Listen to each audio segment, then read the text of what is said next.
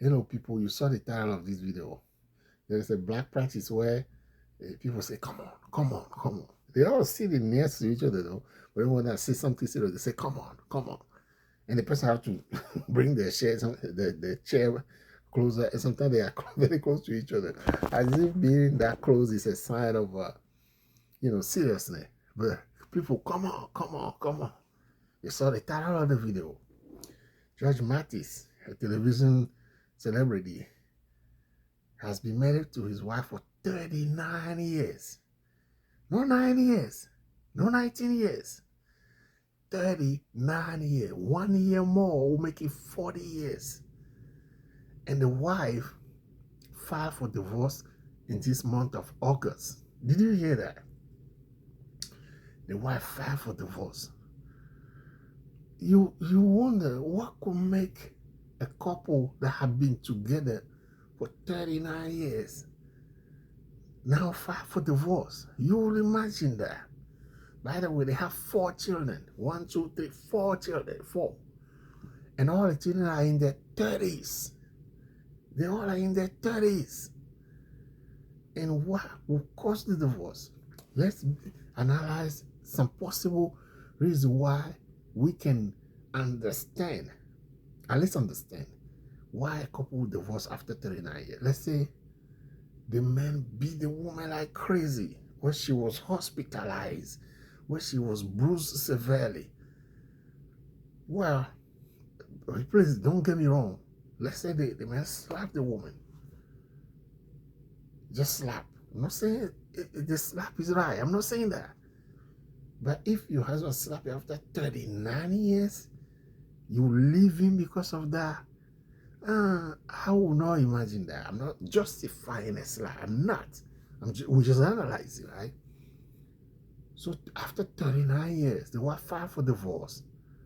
And here is the reason for the divorce is irreconcilable differences. That word, irreconcilable differences. You be married to a man for 39 years. Some people don't live up to 39 years. In the whole time, 40 years is a generation. So you live almost to one full generation. You live almost to one full generation with a person, with a man that you call your husband and he call you his wife. You guys have 4 children. Somehow you have been together that long. And now you want to divorce? People, you saw the title of this video. I know some of you are not married, or some of you who haven't been through some stuff. You will be quick to say that, oh, come on, why would she do that? Why would she do that? Why would she divorce the man? Or you easily blame the man, since we are in a society, America, where, not even America now, the world is also doing that, where we are quick to support the women against men, where we are quick to justify, to see the good of the woman more than the bad, where we are quick to blame the man when he's having a problem with a woman. In the society where we are now, where we do that, say, oh no, she's a good woman, we easily say that. So at what point, this is the point I'm making this video, at what point in the relationship for 39 years that the woman realize or begin to realize that they have irreconcilable differences? At what age? Or at what anniversary of the marriage? Meaning how old is the marriage? The 5th year, the 10th year, the 15th year, the 17th year, the 22 year, the 27th year. When does she realize they have irreconcilable differences? People, I'm not here to blame Judge Mathis' wife for filing for the divorce. I'm not here to blame Judge Mathis for filing for the divorce because I don't know the ramifications and the parameters of the details of the marriage to be able to say that. And honestly, I don't think anybody can do that unless the person has spent a lot of time with them, like their children or the very close friend. Close friend may not even know. Either just two of them, or some people who have been really close to them frequently and through many years. And I think their children are the only one qualified in this case, and themselves. The Judge Martin is wife himself. 6 people. 6 people. I believe they are the one qualified to give a full analysis of everything to say this one is wrong or that one is right. And we are not those people. So I'm wondering what has caused this decision now after 39 years. People, again, like I'm saying, I'm not here to condemn Judge Mathis. I'm not here to condemn his wife. But I'm here to tell you, especially if you are single, the marriage is a scary experience. Did you hear that? Marriage is an experience that will sweep you off your feet. Did you hear that? Marriage is an experience that if you run into it so fast, you realize that you should have taken your time to know the other person and to evaluate both of you together. By the way, let me tell you this. Do you know you might not be a bad person by yourself, but when your personality come across somebody else's personality and the two do not match, you might become a bad person. Did you hear what I just said? You need to send me some money for telling you that. What I just tell you is high class knowledge that marriage counselor do not even know. Let me say it again. Do you know that you might have a good personality, or you might be a good person? You might develop a plan for your life and be successful. But the moment you come together with somebody else who does not have compatibility with that personality of yours, you might become a bad person, or you might, out of the relationship, you might be painted bad person or horrible person. Did you hear what I said? In other words, I'm saying that a marriage can make you look horrible, or can reveal that you are a failure, whereas you can be a success if you were by yourself. I'm not encouraging being by yourself. I'm not encouraging that. But I'm making a point so you can understand that the problem is not that you are a bad person or the other person is a bad person, but when you don't know who to mingle with. Did you hear that? When you don't know who to attach to, when you share the rest of your life or you share many years of your life, it might help you or hurt you. Did you hear that? So how do you know? Like I was saying earlier, if you rush too much early into it, you might feel bad that you did not take time to know the other person and to evaluate two of you together. But even if you take time, many years, to get to know the person before you jump into it or before you get into it, and you think you have spent enough time, how many years, I don't know, and you decide that, okay, I know this person very well and I want to marry the person, you can still have difficulty along the way, even though you have spent time to know each other. Did you hear that? In other words, I'm telling you that marriage is a scary experience, people. I'm just proving that to you. Marriage is something you cannot be assured that you will succeed when you get into it. You cannot. Sometimes you might think the first 2 years, people say the first 2 years is difficult, the first 5 years is difficult. Sometimes the older person or you might show a different color of yourself after 7 years or 10 years. Did you hear what I just said? You need to send me some offering, I'm telling you, or some money. I'm saying that sometimes everything can be fine for 5 years. And in the 6 or the 7 years, somehow one of you might begin to smoke some Jamaican ganja.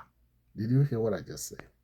Somehow in the 6th year or in the 8th year, somebody might begin to smoke something very strong that will twist the brain in such a way that you will be surprised that that's the person you have known for 5 years, for 7 years, for 10 years, or whatever. Somehow. And it's very hard for any of us to be able to predict that. Did you hear that? It's very hard for any of us to predict that. I know people don't tell you the truth wherever, all over the place. Your parents don't tell you the truth. Your parents don't paint marriage as horrible to you. Your parents don't tell you that it's a very difficult and scary experience, like I'm saying. I know your pastor doesn't tell you, because if he say that, you'll be like, oh, maybe himself he have a bad marriage. So him and the first lady, they want to behave like their life is perfect together.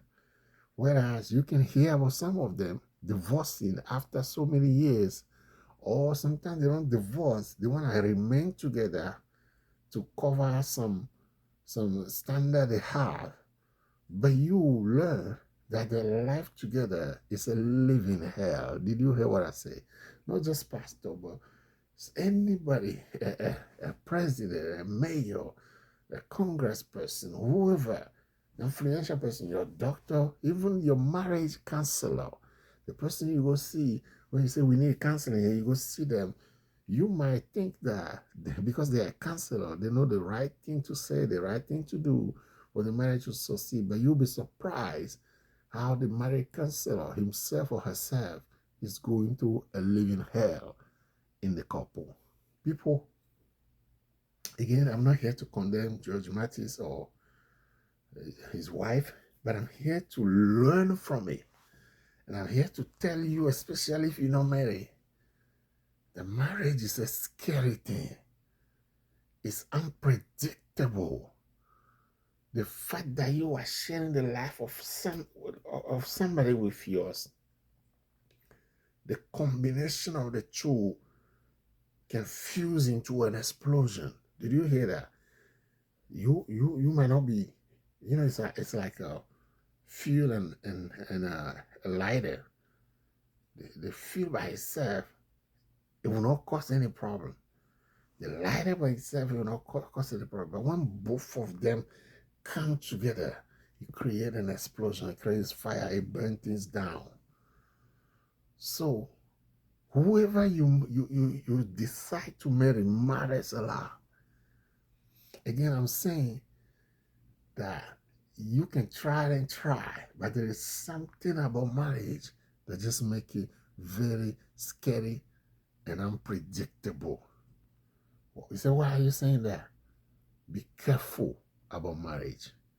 Don't just jump into it because it appears that it's so sweet. Oh, I will love her. She will love me. He will love me. I will love him. And all this is beyond that.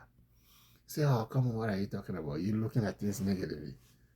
What is the percentage of divorce in the U.S.? More than 50%. I saw some statistics, 67% of marriage in the U.S. have divorce. So I saw some statistics, 71% have divorce. You say, oh, come on. How do you prove that? In your school, how many times do you hear, he's my stepfather, she's my stepmother, I'm the stepchild, he's not my father, she's not my mother, I'm the stepdaughter, I'm the stepchild. How many times do you hear that? How many times do you hear my second marriage, my third marriage, and all that? Or even let's say you are not married. How many times have you changed boyfriend or girlfriend? How many boyfriends have you had? I'm sure you didn't start with the first one thinking that, oh, I will just date him for a year and leave him, 2 years and leave him. You got into it thinking, oh, that's the dream man of your life. That's the dream lady of your life. But somehow, what number are you on right now? You're on your 6, your 7, your 14, and all kind of stuff like that. And you want to assume that marriage is easy.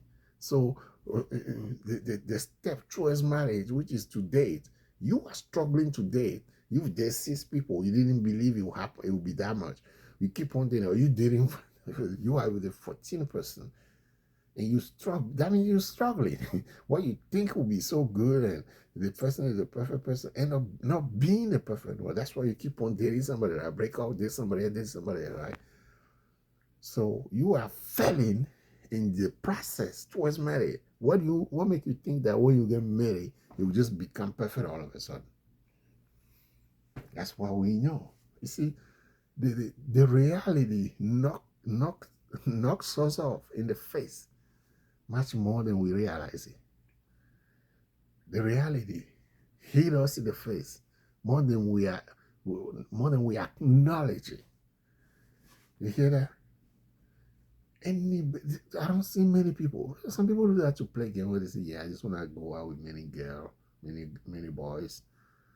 But deep within, and when we meet somebody and we like them, we expect it to last forever. That's why you say, "I love him more than anything in the world. We're gonna live forever. I spend the rest of my life, and all these phrases we say. But somehow the rest of your life become the rest of your month, or the rest of 1 month, the rest of 3 months, the rest of 1 year, etc. People, marriage is something to fear. I'm not saying don't get married and remain single and be just shagging around or just live. Marriage is something you need it. You need it in your life. But it is scary. You say, why you saying it like that? So you can be prepared before you get into it. You know, it's one thing when you are prepared for a problem before the problem comes, rather than you are not prepared. As a matter of fact, if you understand what I'm saying and you are single, you evaluate yourself and say, the personality that I have, all the skill or lack of skill that I have, can that produce a good marriage? Did you hear that? I tell you, man, you have to send me some money, man. I don't know how you're going to do it, but you need to send me some money.